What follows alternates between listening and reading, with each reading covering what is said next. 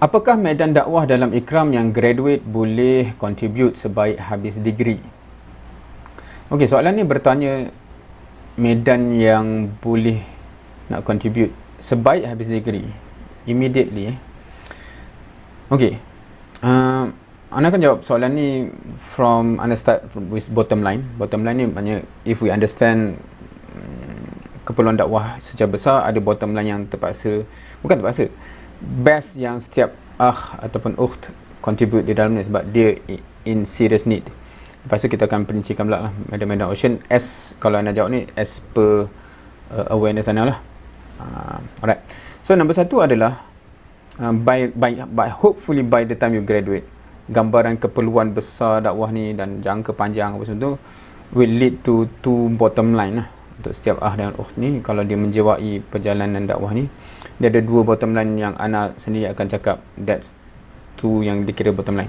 Satu ialah membentuk manusia sebagai murabbi lah, generally speaking, murabbi yang membentuk manusia, membentuk kader.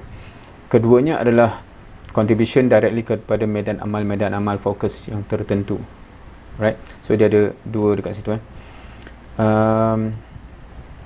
Mana-mana kawasan pergi lepas grad, susah nak kata macam ada tempat tu macam sini dah tak perlu murabbi lah, dah ada lambakan murabbi kan. Generally speaking takkan jumpa tempat macam tu.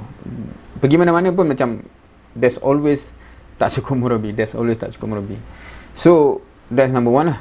Maksudnya tu medan yang pertama. Medan kedua adalah medan yang bersifat medan amal, maksudnya contribution yang bukan directly membina orang tetapi mungkin membina society, mungkin membina sistem, etc. Generally speaking, seorang tu bila lepas grad keluar, siapa yang pernah tengok Ana punya slide, Ana akan quantify kita ada 4 role serentak, ideally speaking. Kalau tak sempat, belum sampai level boleh play 4 role serentak tu, at least biasanya bukan bermula dengan 2, mungkin ketiga, mungkin 4 So satunya adalah satu role yang goes without saying, ialah kita sebagai ahli tarbiyah, kita di tarbiyah. Yang tu pun ada ceritanya lah, ada komitmen yang dah masuk jadual lah pun kan. Kita punya halaqah atau liqa mingguan, kita punya daurah, kita punya katibah, kita punya mukhayyam, etc. Tu kita punya komitmen that goes without saying, sebab kita nak sentiasa dia develop menjadi kader yang tip top, insyaAllah. Itu nombor satu. Normally kita tak panggil tu medan lah, but that's one role yang dia jadi macam akan masuk dalam map awareness kita sebab dia akan ambil pie masa kita tu. Certain portion of masa kita memang dah pergi situ. Yang kedua adalah membina orang sebagai murabbi kepada mutarabbi, maknanya membina kader sebagai murabbi kepada mutarabbi. So that's the second role yang biasanya, unless you memang handicap yang tak boleh buat benda ni, I would generally say that benda ni jadi macam, kalau university graduate ni memang you kena boleh buat dan you kena buat, otherwise you harap siapa buat sebenarnya. That's my question lah, honestly speaking. Tapi kalau you ada uzur syar'i dan sebagainya, of course understood. Tu yang kedua, medan yang kedua, yang mana pergi campak mana-mana pun is always a need of play that role. Yang ketiga adalah menjayakan medan dakwah. Kat sini mungkin dalam konteks soalan ni lah, I assume soalan ni just tanya yang ketiga ni, kat mana boleh pergi. Maksudnya understood, memang aku grad, aku akan sambung dengan proses tarbiyah aku, understood aku akan membina orang, tapi ada medan yang aku boleh contribute tak, sebab disebut soalan ni begini. So kat sini ni I think just tanya, kalau kita cakap dalam konteks generally speaking, dalam konteks lokal, akan ada setiap kawasan tu akan ada generally akan ada lokaliti yang ditumpukan sebagai this, kita nak cuba membentuk masyarakat di sini ataupun address keperluan masyarakat lokaliti tertentu. So generally mana-mana tercampak kita pun lepas grad akan ada konteks tu. On top of that, dia akan ada yang memberi fokus kepada juzuk niche agensi tertentu. So ada tempat yang ada niche dakwah non-Muslim ataupun dakwah dalam masyarakat majmuk. Ada yang pergi kepada kategori belia yang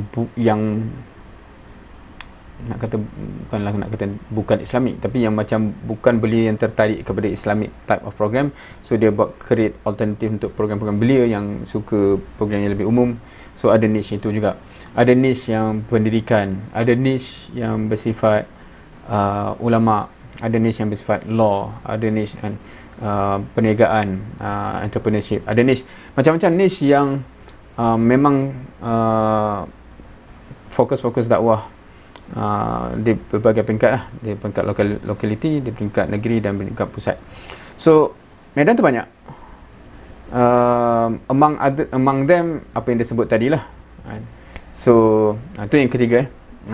Kalau kita nak kata role yang anda sebut 4 role tu, satu, kita sendiri sebagai ahli tarbiyah, keduanya kita membina kader sebagai murabbi, membina mutarabi, yang ketiga menjayakan medan-medan mana-mana medan-medan spesifik, dan keempat adalah membina pendukung-pendukung medan lah.